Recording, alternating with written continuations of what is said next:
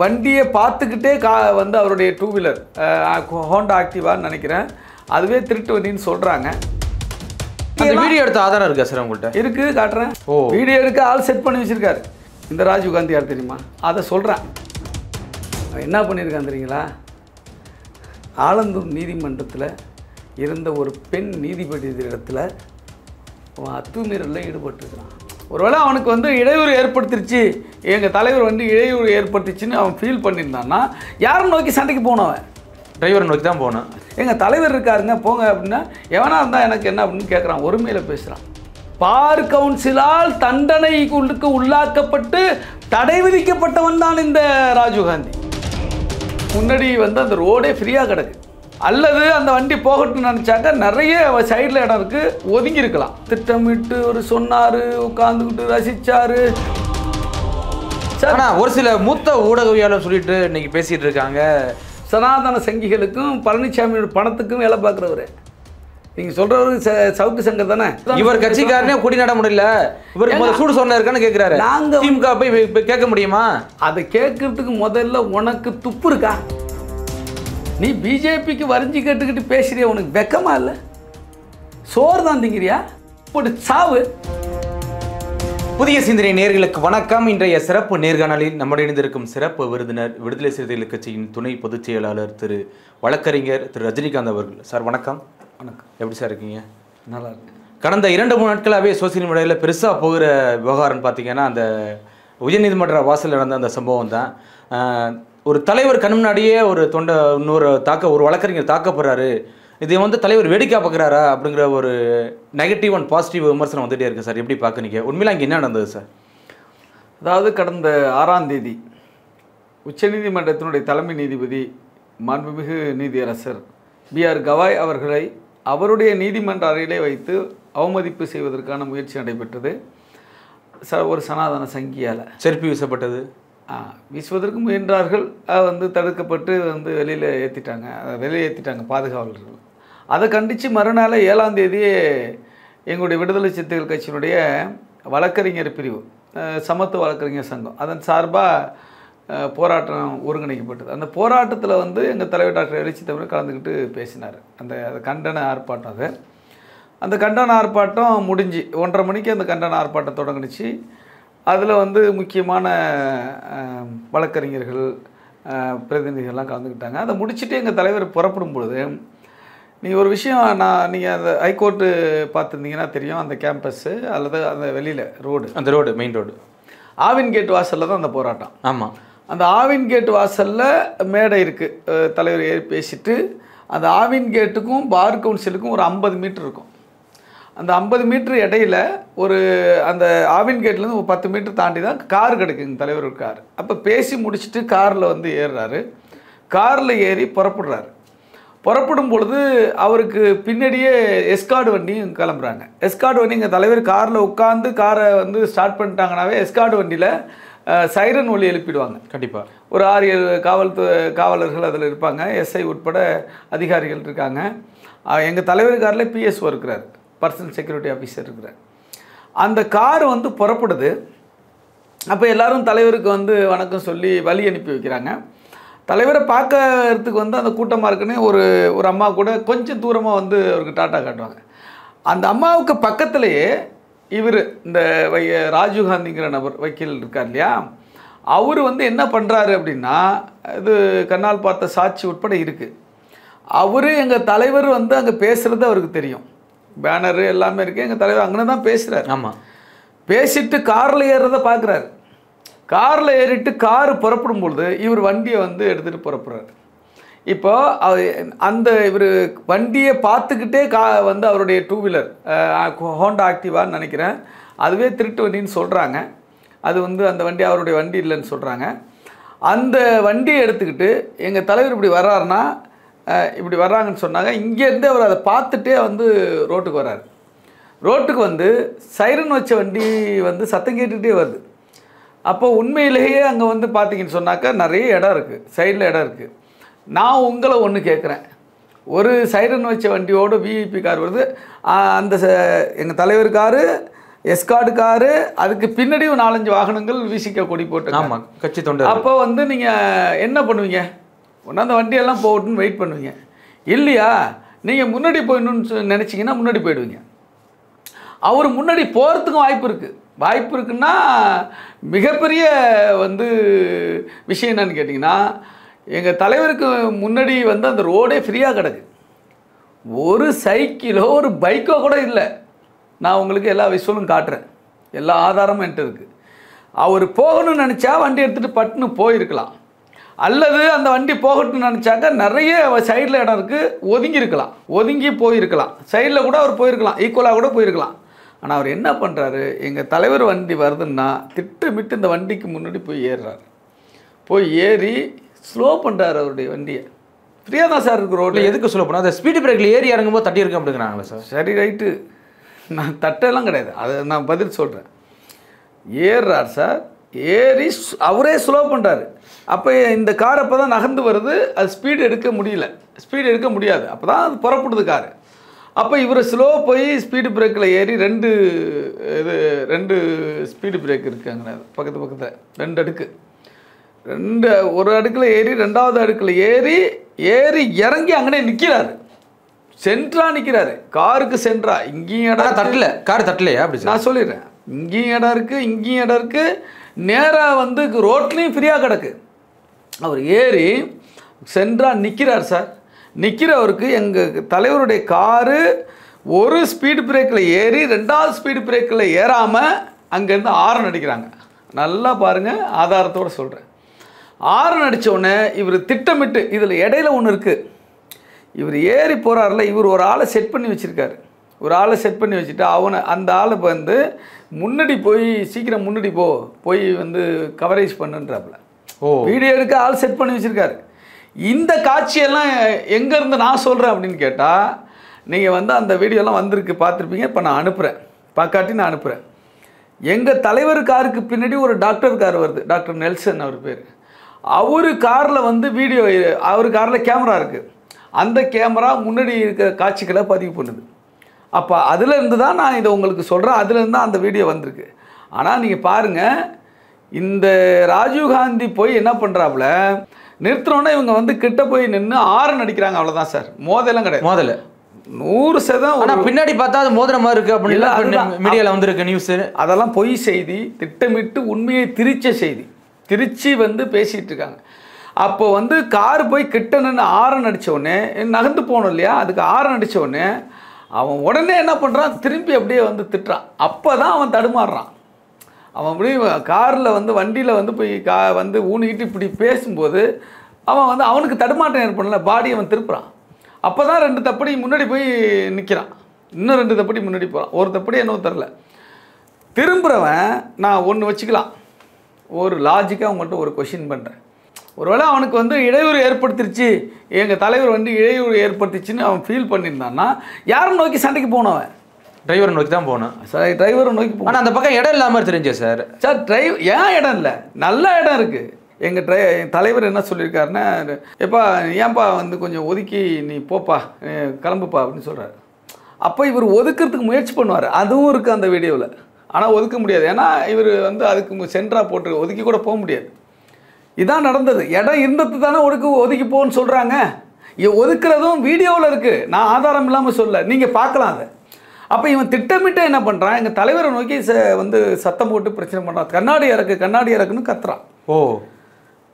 அப்போ வந்து அது மட்டும் இல்லை சார், இந்த காட்சியெல்லாம் இவன் வந்து இந்த முன்னாடியிலேருந்து வண்டியை வந்து ஸ்டாண்ட் போட்டுட்டு இவன் வந்து அவனுடைய வண்டியை வந்து கீயை வந்து ஆஃப் பண்ணிட்டு எங்கள் தலைவர் நோக்கி ஓடுறான்ல, இதெல்லாம் ஜூம் பண்ணி எடுத்துக்கிறாங்க.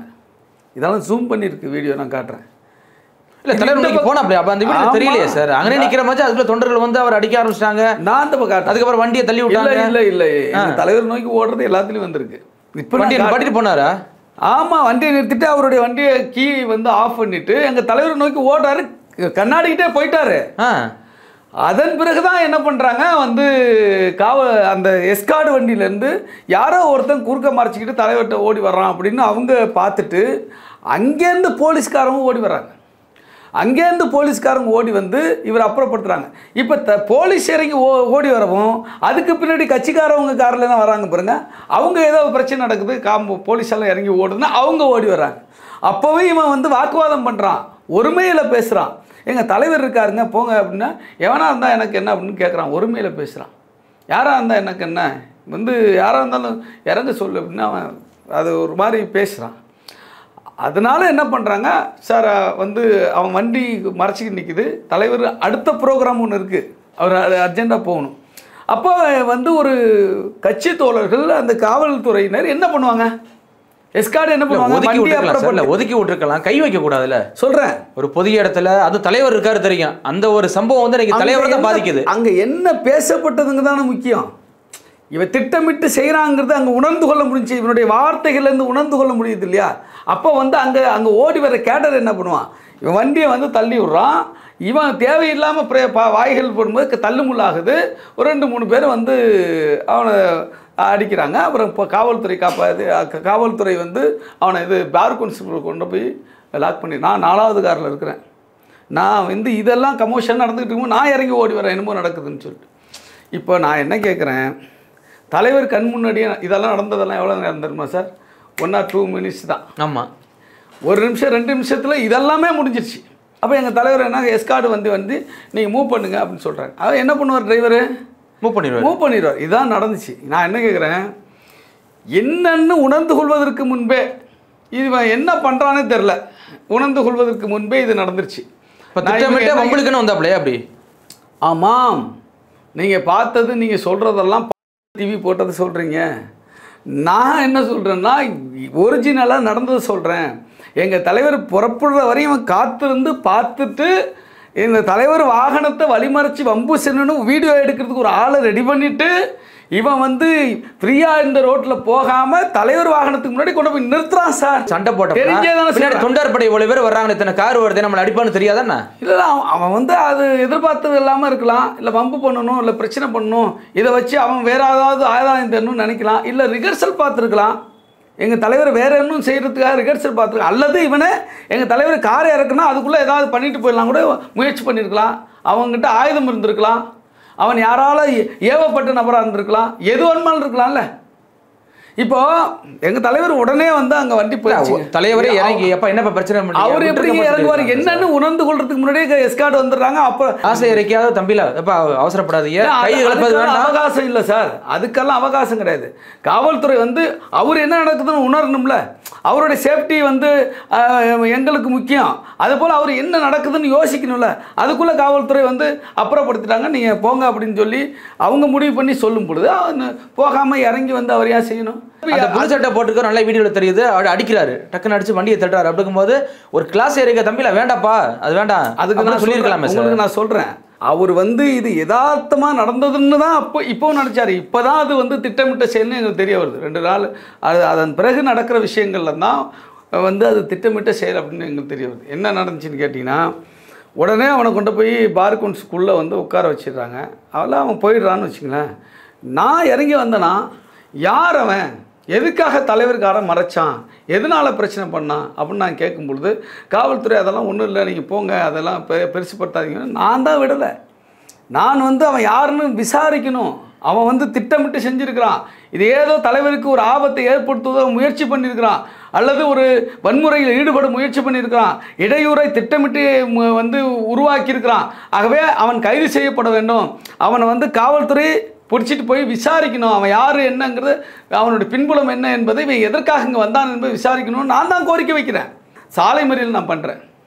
சாலை மறியல் நான் உட்காந்துருக்கும்போது போலீஸ் வந்து டிசி வந்துட்டார். அங்கே இன்ஸ்பெக்டர் பிரபுன்னு ஒருத்தர் இருந்தார்.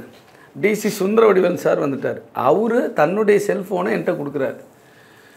அந்த நான் போராட்டம் ஆரம்பித்த 5 நிமிஷத்தில் செல்ஃபோனை கொடுக்கும்போது எங்கள் தலைவர் பேசுகிறார் லைனில், என்ன ரஜினி, என்ன அங்கே இஷ்யூன்னு. இல்லைன்னா அவன் வந்து ஒருத்தன் உங்கள் வண்டியை மறைச்சான், அவன் யார் என்னன்னு விசாரிக்கணும், அவனை கைது பண்ண நாங்கள் கேட்டுக்கிட்டு இருக்கணும்னு. அவன் ஏதோ யதார்த்தமாக கூட வந்திருப்பான், அதை விடுங்க, அது ஒன்றும் பெருசுப்படுத்தாதீங்க, அதெல்லாம் அவன் பெருசுப்படுத்தாமல் அதெல்லாம் சாலை மறியல் பண்ணுறீங்கன்னா அதெல்லாம் கைவிடுங்க அப்படின்னு சொல்கிறாரு. அதன் பிறகு நான் என்ன சொல்லுவேன்னு கேட்டீங்கன்னா தலைவர்கிட்ட, ஆனால் அது நான் சாலை மறியல் கைவிடுறேன், ஆனால் அவன் யாருன்னு விசாரிக்கணும், அவன் எந்த நோக்கத்துக்கு வந்தான்னு நமக்கு தெரியணும், அது தெரியாமல் வந்து நம்ம வந்து பண்ண முடியாது. நீங்கள் சொல்கிறதுனால நான் சாலை மறியல் கைவிட்டுறேன்னு சொல்லிட்டு நான் எந்திரிச்சு அறிவிப்பேன். அது வீடியோவை வந்து நீங்கள் பாருங்கள். ஒருவேளை நீங்கள் பண்ண அந்த தர்ணா போராட்டம் வந்து இன்னைக்கு பெருசுப்படுத்தப்பட்டதா? அப்படி எல்லா காலம் வந்து பெருசானது. அதனால தான் வந்து இவனுடைய பின்புலம் தெரிய வந்தது. இவன் யார், எதற்காக வந்திருக்கிறான்ங்கிற அந்த இது யதார்த்தமானது இல்லை என்பது தெரிய வந்திருக்குது. அது பெருசுப்படுத்தப்பட்டது, திட்டமிட்டு நடக்கப்பட்டது, திட்டமிட்டு நடந்தது என்பது அதனால் தான் இன்னைக்கு வெளியில் வந்திருக்கு. அவன் யாரால் அனுப்பப்பட்டவன், எதற்காக அனுப்பப்பட்டவன், ஒத்திகை பார்க்க வந்தானா, அல்லது வன்முறையில் ஈடுபட வந்தானா, அல்லது எங்கள் தலைவருக்கு உயிருக்கு ஆபத்தை விளைவிப்பதற்காக அவன் வந்தானா என்பது காவல்துறை தான் விசாரித்து சொல்லணும். எதற்காக அனுப்பப்பட்ட என்னட்டு கேட்டிங்கன்னா, நான் நடந்திருக்கிற விஷயங்கள்லாம் அவன் திட்டமிட்டு வந்திருக்கான் அப்படின்னு நான் சொல்கிறேன். சாலை மறியலாம் அவர் தான் கைவிட சொல்கிறாரு, புகாரெல்லாம் வேண்டான்னு சொல்கிறாரு. ஆனால் நீ புகார் கொடுத்த பிறகு தான் இவன் யார் என்பது தெரிய வந்திருக்கிறது. இவன் எதற்காக இவன் வந்து வந்தான், திட்டமிட்டு வந்திருக்கிறான் என்பது தெரிய வருகிறது. காருக்குள்ளேருந்து தூண்டி விட்டார். ரசிக்கிறாரு. ஒருத்தனை அடிக்கிறத வந்து தலைவர் ரசிக்கிறாரு. அவர் ரசிக்கிறாருன்னு சொல்கிறவனுக்கு நான் பதில் சொல்கிறேன். அடுத்து இவர் அடிக்க சொன்னாருன்னு நான் சொல்கிறான்ல, நான் என்ன கேட்குறேன் சார், இவர் காரை அவன் தடுத்து நிறுத்துகிறான். தடுத்து நிறுத்தும் பொழுது அவர் யாரா அவன் மறைக்கிறான், அடிக்கடா அப்படின்னு சொல்லியிருக்காருன்னு வச்சுங்க. எந்த காரில் சொல்லியிருப்பார்? எந்த காரில் சார் சொல்லியிருப்பாரு? கண்டிப்பாக பின்னாடி இருக்க சொல்லலாம், தம்பி என்னென்னு பாருப்பா அப்படின்னு சொல்லலாம். அவர் காருக்குள்ளே தானே சொல்லுவார். அவர் காருக்குள்ளே ஆள்கிட்ட தானே சொல்லுவார். அப்படின்னா அவர் காருக்குள்ளேருந்து ஆட்கள் இறங்கணும்ல. யாராவது இறங்குறாங்களா? கிடையாது, ஒருத்தரும் இறங்கல. பின்னாடி உள்ள கார்லேருந்து இறங்குனாங்க. பின்னாடி உள்ள கார்லேருந்து யார் இறங்குறா? போலீஸ் எஸ்கார்டு இறங்குனாங்க. போலீஸ் தான் ஃபஸ்ட்டு வருது. அதை பார்த்து தான் அடுத்து கேடர்ஸ் ஓடி வர்றான். புரியுதா உங்களுக்கு? அப்போ அவர் வந்து நீ காரை வந்து திருப்பி போப்பா அப்படின்னு தான் சொல்கிறாரு. அதனால தான் காரு திரும்புதாங்க. திரும்ப ட்ரை பண்ணது முடியல. அப்புறம் அந்த பைக்கு வந்து தூர தள்ளின பிறகு காரை வந்து இப்போ எஸ்கார்ட் நீங்கள் புறப்படுங்கன்னு சொல்லிடுறாங்க. அவரை புறப்படுறாரு. இது அவர் திட்டமிட்டு ஒரு சொன்னார், உட்காந்துக்கிட்டு ரசித்தார், அடிங்கடான்னு சொன்னார். இதெல்லாம் என்ன அபத்தமான அயோக்கியத்தனமான ஒரு வந்து வார்த்தைகள். இது வந்து இந்த பார்வைகள், இது எவ்வளோ அயோக்கியத்தனமான கருத்து. இதெல்லாம் ஊடகம் சங்கியாகவே செயல்படுகிறார்கள். எங்கள் தலைவர் மீது வன்மத்தோடு செயல்படுகிறார்கள். நாங்கள் நல்ல விதமான வந்து ஃபுட்டேஜ் வந்தாலும் அதை வந்து திரிச்சு அதுக்கு ஒரு உள்நோக்கம் கற்பித்து அதை வந்து எப்படியெல்லாம் ஸ்லோ பண்ணி எப்படியெல்லாம் ஜூம் பண்ணி காட்டினா மக்கள்கிட்ட தப்பாக காட்ட முடியுமோ அப்படியெல்லாம் ஜூம் பண்ணி அப்படியெல்லாம் ஸ்லோ பண்ணி காட்டி, இல்லை என்ன தேவை இருக்குது அந்த ஊடகத்துக்கு? எதுக்கு சப்போர்ட் பண்ணுறாங்க? நாங்கள் சங்கிகளை எதிர்க்கிறோம் சார். பாஜக RSS இங்கே கால் ஊன்றக்கூடாது என்று நாங்கள் உறுதியாக களமாடுகிறோம் சார். எங்களுக்கு சீட்டு நோட்டு பதவி என்பது முக்கியமல்ல. இந்த மண்ணு தான் முக்கியம், இந்த மக்கள் தான் முக்கியம். தமிழ்நாட்டு மண்ணை காப்பாற்ற வேண்டும், சங்கிகள் இங்கே நுழைந்து விடக்கூடாது என்று நாங்கள் உறுதியோடு இருக்கிறோம் சார். யாரை விடவும் உறுதியோடு இருக்கிறோம். ரொம்ப முக்கியமான விஷயம். வேறு யாரை விடவும் உறுதியோடு இருக்கிறோம். அப்போ எங்கள் மீது அவர்களுக்கு வன்மமும் வெறுப்பும் இருக்கும் தானே. அவர்களுக்கு சப்போர்ட்டாக இருக்கிற இந்த ஊடகங்கள் அவர் எங்களுக்கு எதிராக தானே பேசுவான். நான் என்ன காவல்துறையிட்ட ஒப்படைச்சிருக்கலாம். ஒரு ஆளு தான் அப்படிதான் சார் ஒப்படைச்சு. ஆனா எடுத்தோன்னா கைகளை போட்டதா சார் தப்பா இருக்கு சார். அவன் நிறுத்திக்கிட்டு பாருங்க, தேவையில்லாத ஒரு விமர்சனம் வருது இல்ல. ரவுடிசம் பண்ணிட்டாரு, திமுக மாதிரியே திருமாவர்களும் ரவுடிசம் பண்ணிட்டாரு அப்படி ஒரு வார்த்தை வருது இல்லை இன்னைக்கு. இது நடக்கணும் தானே வர்றான். ஆளை வச்சு வீடியோ எடுக்கிறான்னு தான் சொல்றேன் உங்களுக்கு. இவனுடைய நடவடிக்கை வீடியோ எடுத்த ஆதாரம் இருக்கா சார் உங்கள்கிட்ட? இருக்கு, காட்டுறேன். யார் ஆப்போசிட்ல வீடியோ எடுத்தாங்க? அந்த அவன் சொல்லி அனுப்புறான் ஒருத்தனை, நான் காட்டுறேன் சார். நான் என்ன கேட்குறேன், யதார்த்தமான வீடியோன்னா சிசிடிவி ஃபுட்டேஜ் எடுக்கிறாங்கன்னா எப்படி சார் 1/2 hourல ஒரு டிவியில் ஓடும்? அது எப்படி திட்டமிட்டு எடுக்கப்பட்டது? ஆமாம் பாருங்க, அவர் வந்து எங்கள் தலைவர் காரை பார்த்துட்டு எடுப்பார். அதில் பாருங்க, பார்த்துக்கிட்டே இருங்க, நான் சொல்கிறேன். ஏதோ சொல்ல வர்றாரு அங்கே லெஃப்ட்டில் ஏதோ கையை காமிச்சு. அந்த லெஃப்ட்டில் கை காக்கிறது தான் அந்த அவர் வீடியோ எடுக்க சொன்னாலும். ஓஹோ சரிதானா? ஆனால் அந்த ரோடை பாருங்க எவ்வளோ ஃப்ரீயாக இருக்குது பாருங்க. யாராவது ஒரு ஈக்காக்கா குருவி இருக்கா பாருங்க. ஏதோ ஒன்று போய் மறைச்சாக்கா நவரான்னு சொல்ல மாட்டாங்க, இல்லை ஆரன் அடிக்க மாட்டாங்க. அதை வந்து ஒரு காரணம் வேணும்ல. ஆரன் அடிச்சதுனால்தான் இவர் வந்து அந்த காரணமாக பயன்படுத்துகிறாரு. இப்போ இது திட்டமிட்ட செயல்னு உங்களுக்கு தெரியுதா இல்லையா? தெரியுது தானே? இவ்வளோதான் சார். மக்களால் மதிக்கப்படுகிற தலைவரை, கோடான கோடி மக்களுக்கான வந்து தலைமையேற்றிருக்கிற ஒரு தலைவரை இப்படி அவமதிக்கிறான், வழிமறிக்கிறான், இப்படி வன்முறையில் ஈடுபடுறான், அவரை இழிவுபடுத்தி பேசுகிறான். இதை பேசுறதுக்கு எவனுக்காவது துப்பு இருக்காங்கிற நான் கேட்குறேன். நான் அண்ணாமலைக்கு துப்பு இருக்கா? அண்ணாமலை இவங்க உடனடியாக ட்வீட் போகிறாரு. உனக்கு எங்களை வந்து அரசியல் ரீதியாக எதிர்கொள்ள முடியலன்னா, எங்களோட நிலைப்பாட்டை உன்னால் வந்து இடையூறு செய்ய முடியலன்னா, அரசியல் ரீதியாக நீ வெற்றி பெற முடியலன்னா இப்படி பொறுக்கி புறம்போக்கு வன்முறையாளர்களை ரவுடி கட்ட பஞ்சாயத்துக்காரனை தூண்டி விடுவியா அல்லது அவன் செய்கிறதுக்கு நீ சப்போர்ட் பண்ணுவியா? சார் இவன் யார் தெரியுமா உங்களுக்கு? இந்த ராஜீவ்காந்தி யார் தெரியுமா? அதை சொல்கிறேன். அப்பன்னா இவனுக்கு உள்நோக்கம் இருக்கும் என்பதை நல்ல மனிதர்கள் புரிந்து கொள்வாங்க. யார் சார் இவர்? யாருன்னா இவன் வந்து நந்தம்பாக்கம் பகுதியினுடைய 158வது வட்டத்தினுடைய அண்ணா திராவிட முன்னேற்ற கழகத்தின் வட்டச் செயலாளர். சரிதானா? அவன் வழக்கறிஞராக 2014 பதிவு பண்ணியிருக்கான். அவன் எங்கே படித்தான்னு நமக்கு தெரியாது.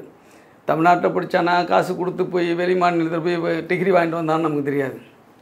இவன் வக்கீலாக பதிவு பண்ணி ஆலந்தூர் நீதிமன்றத்தில் இவன் போயிட்டு வந்துட்டு இருந்திருக்கான். ப்ராக்டிஸ் பண்ணியிருக்கிறான். ப்ராக்டிஸ்னா அவன் முதல் நேர அரசியல்வாதி.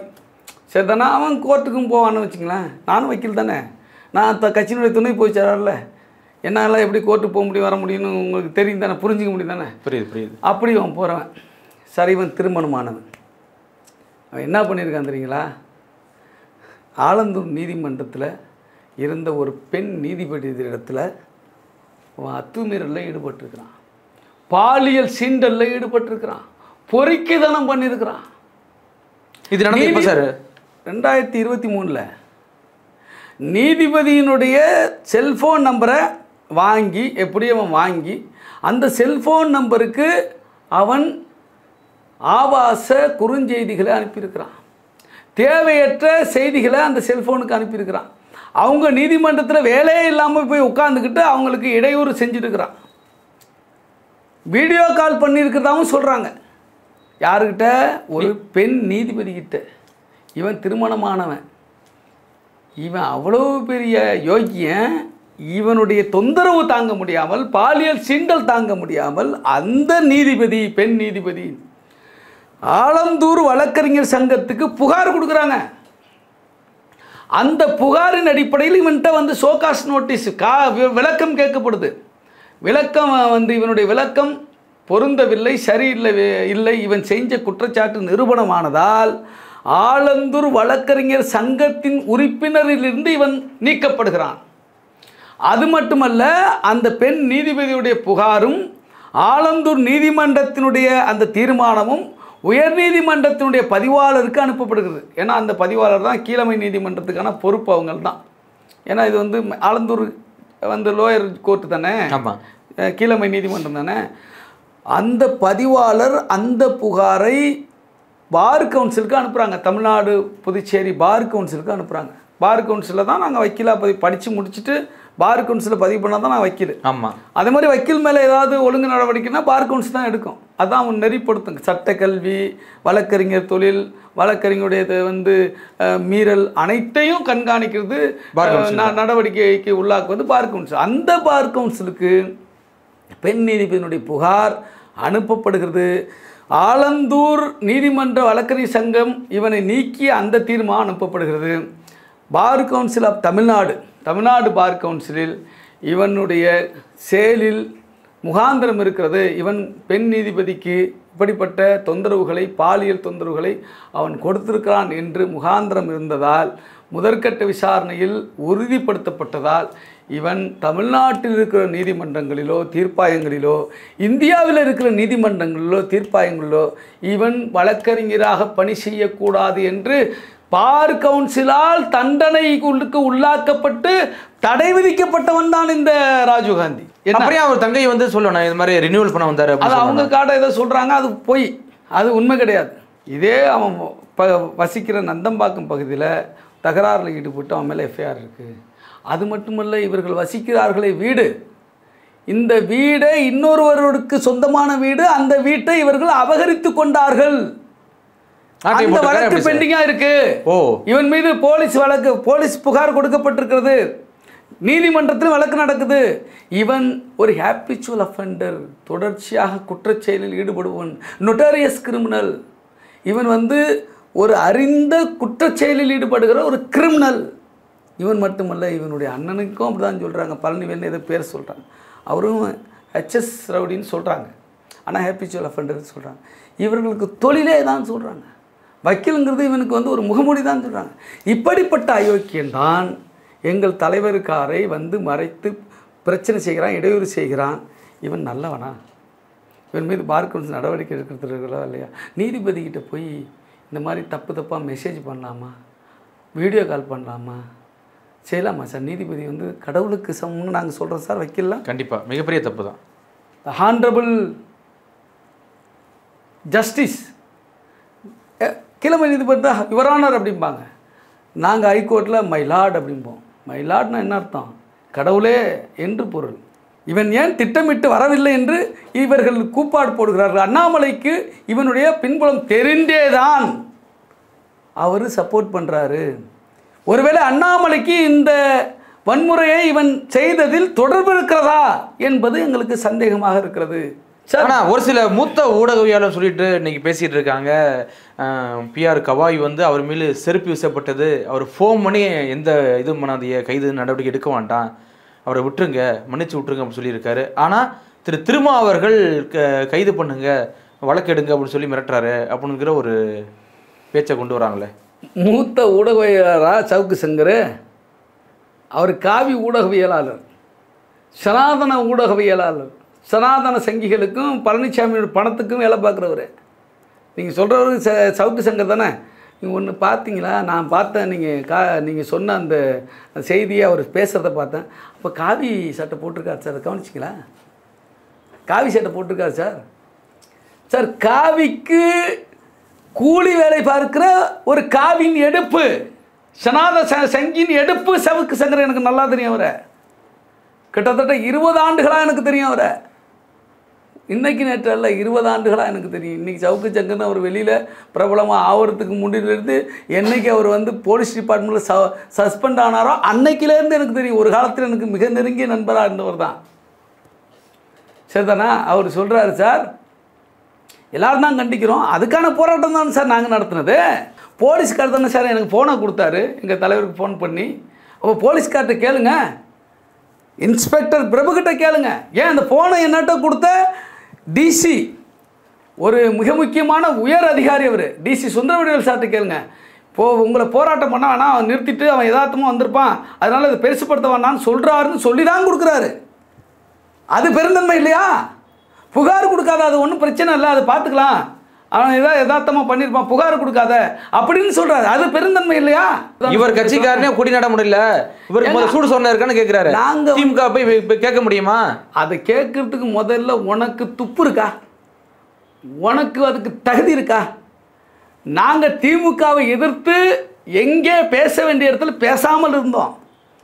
இன்னைக்கு 2021 நாங்கள் கூட்டணியை வைத்து ஆட்சிக்கு வந்த திராவிட முன்னேற்ற கழகத்திற்கு எதிராக, அரசுக்கு எதிராக, திமுக அரசுக்கு எதிராக அதிகமான போராட்டங்களை நடத்திய ஒரே கட்சி விடுதலை சிறுத்தைகள் கட்சி தான் சார். பிஜேபி இல்லை.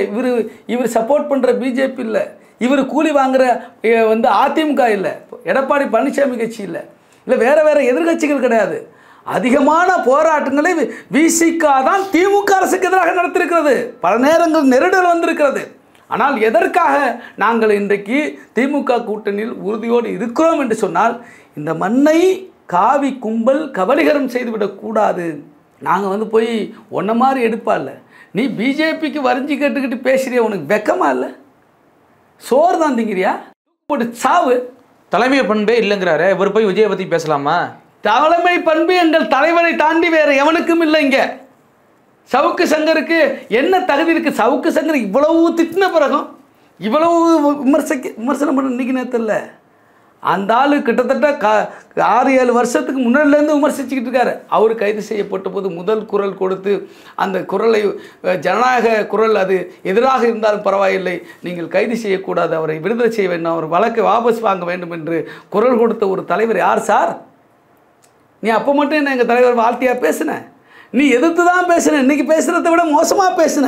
அப்படி பேசி உன்னை கைது செய்வது தப்பு என்று சொல்லி அரசுக்கு வேண்டுகோள் கொடுத்து உன்னை விடுதலை செய்ய வேண்டும் என்று கோரிக்கை விடுத்தவர் எங்கள் தலைவர் டாக்டர் எழுச்சி தமிழ் தொல்காப்பியன் திருமாவளவன். அவருக்கு தலைமை பண்பு குறித்து சொல்லிக் கொடுப்பதற்கு உனக்கு ஏதாவது அருகதை இருக்கிறதா? நீ யோகியதை இருக்கிறா உனக்கு? எவன் காசு கொடுக்குறான்னு காசை வாங்கிட்டு கூவுற ஒரு கூலி நீ. எங்கள் தலைவரை பார்த்து நீ வந்து தலைமை பண்பை பற்றி பேசுது, உனக்கு என்ன யோகியதை இருக்குது? கண்டிப்பாக சார், பொறுத்திருந்து பார்க்கலாம் என்ன நடக்குதுன்னு. மிக்க நன்றி சார். நன்றி.